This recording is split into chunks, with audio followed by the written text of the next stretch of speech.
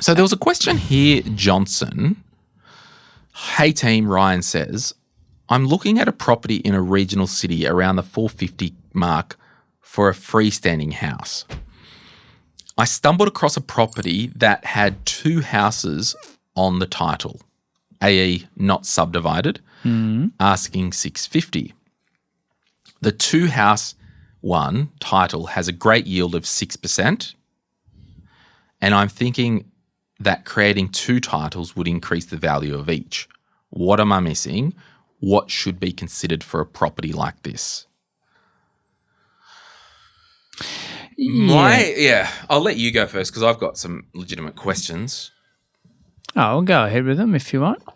Well, my legitimate question is, a lot of the times, not always, if it could have been done, it would have already been titled and split. That's a broad statement. Yeah. The big one for Ryan would be, what are the council requirements, bylaws for subdivision, and what's the size of the block? And if it fits within that, then you might have a shout. But if it's way smaller than what it takes to subdivide in that particular council region, then that's why there's 2 houses sitting there that are on one title. But at some point they've approved them, you would think. Well, they can still approve a second dwelling on a property. Right. Like there's no issues with that. But putting them into 2 titles, totally different story. So Ryan needs to look at the rules of the day of what is between the boundary and the first residence, how much room is there for a driveway. Yeah. And I would say to Ryan, ring the local council and just speak to the town planner, give them the address. Most town planners, anytime I've called them, they're pretty good. They'll have a chat with you. Yeah. I mean, their comments aren't binding, but they'll give you a good... That's right, yeah. So to individually title, they need to be separate meters. Everything needs to be separate and independent, and that's where the value is. And that's what Ryan's obviously looking at is a Torrens title will value and be much more I'll start talking English. Yeah. It'll be worth a lot more individually titled than just having the 2 properties on the one title. That's for sure. So I like his thinking. Savvy property investor, but we just need to look at, what is the land size?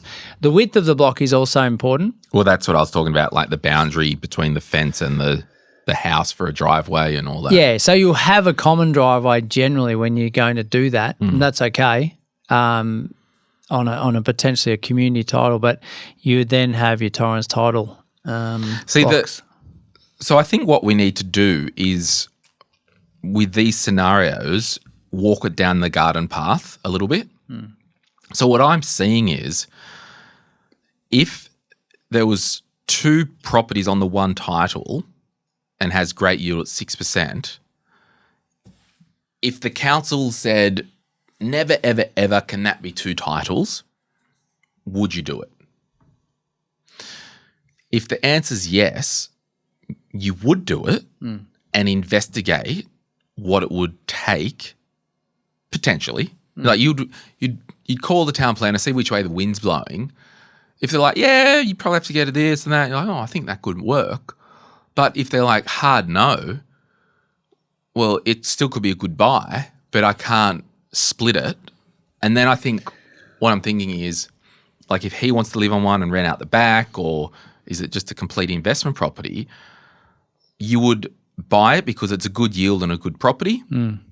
You would likely, for the tenants, and I know enough here to be dangerous, you'd have to probably include power and water in the rent, potentially, because how can you charge the second property if it's 1 metre on the whole thing?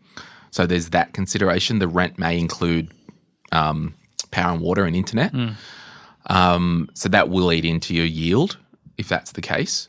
And 6% is pretty solid. Yeah. But I mean, and then like if council said, oh yeah, you might be able to do it, or yes, you can do it, or you'd do it, and then you get the quotes, because it's going to cost you 40 grand to get new power down the side, get new water, and do you might put, like, you know what I mean? Like it's, Yeah, well, I think that being able to do it is a bonus, but if it stacks up as it is at the moment, why wouldn't you do it? yeah, the fundamentals of real estate need to be the same. Yes. Like location, what the median house price in the area, what the land value, what the raw land value is worth, what are we selling 500 square metre blocks for in that particular town? What location is it? Not on a busy street? Is it not on a major slope? Like it might not be individually titled because there's, I don't know, too much slope there, or there's a massive big tree that's heritage, or like there might be something that's separate. Tree and heritage are different, but you get my point. So Or- understanding the longer term outcome. Or a non-savvy property investor was like, I'll put a second house on this, rent it out the back, and Without approval. well, you'd think it'd be approved, wouldn't you? You would think. Well, I assume it's approved. They've gone, we'll just do this. We don't want to spend the extra money putting its own gas lines down, putting its own electricity, putting its own sewer, or probably, or whatever. So, And understand, everyone listening in, it can change over time, the council requirements, so they are encouraging generally for more houses, more dwellings. So they could say, well, the minimum size for subdivision is 700 squares.